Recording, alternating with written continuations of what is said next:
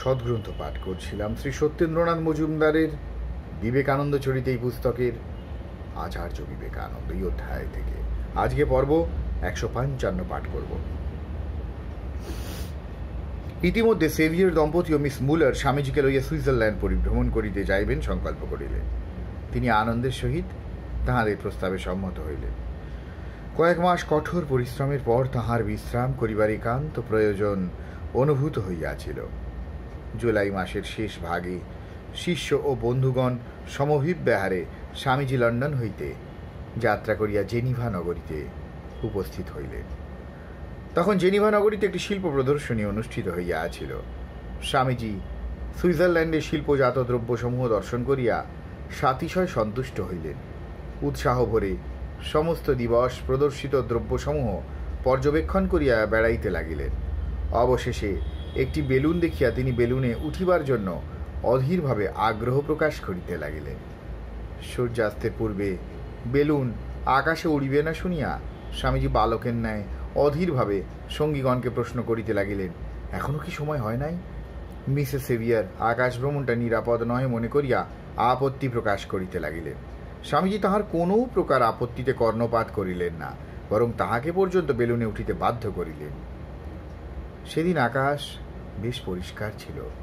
ঊর্ধ্ব হইতে সূর্যাস্তের মনোহর শোভা সন্দর্শন করিয়া স্বামীজি অতীব আনন্দিত হইলেন। বেলুন হইতে অবতরণ করিয়া তাহারা সকলে ফটো তুলিয়া প্রফুল্ল চিত্তে হোটেলে প্রত্যাগমন করিলেন। জেনিভা হইতে স্বামীজি সদলে ক্যাসল অফ চিলিয়ন দর্শন করিতে যাত্রা করিলেন। তথায় 3 দিবস থাকিয়া মন্ট ব্ল্যাঙ্ক অভিমুখে প্রস্থান করিলেন।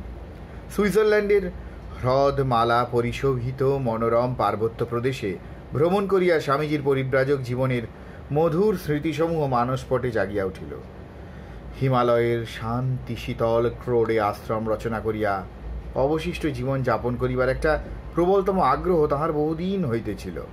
সঙ্গীগণের নিকট হিমালয়ের সৌন্দর্য বর্ণন করিতে করিতে স্বামীজি বলিলেন, আমার ইচ্ছা হয় হিমালয়ে একটি মঠ প্রতিষ্ঠা করিয়া অবশিষ্ট জীবন ধ্যান ও তপস্যায় কাটাইয়া দেই।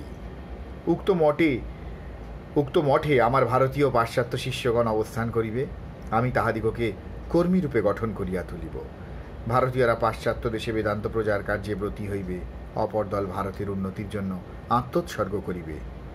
স্বামীজির শিষ্যগণ তাহার সংকল্প অবগত হইয়া উৎসাহের সহিত বলিলেন, নিশ্চয়ই স্বামীজি, ভবিষ্যৎ কার্যের জন্য এইরূপ একটি মঠ আমাদের একান্ত আবশ্যক। আল্পস পর্বত শিখরে বসিয়া স্বামীজি শিষ্যবৃন্দের সহিত যে পরিকল্পনা করিয়াছিলেন তাহা পরে আলমোড়া মায়াবতী মঠ রূপে বাস্তবে পরিণত হইয়াছিল। অতঃপর কয়েকটি স্থান পরিদর্শন করিয়া তাহারা 2 সপ্তাহের জন্য একটি পার্বত্য গ্রামে বাস করিতে লাগিলেন।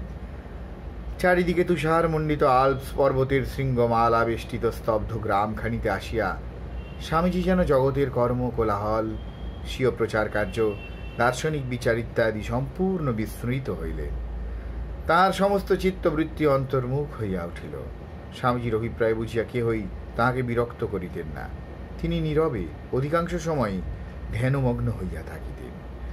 2 সপ্তাহের পরিপূর্ণ বিশ্রামে স্বামীজির দীর্ঘ বর্ষত্রয়ের শ্রমক্লান্তি যেন অপনোদিত হইয়াছে বলিয়া প্রতীত হইল।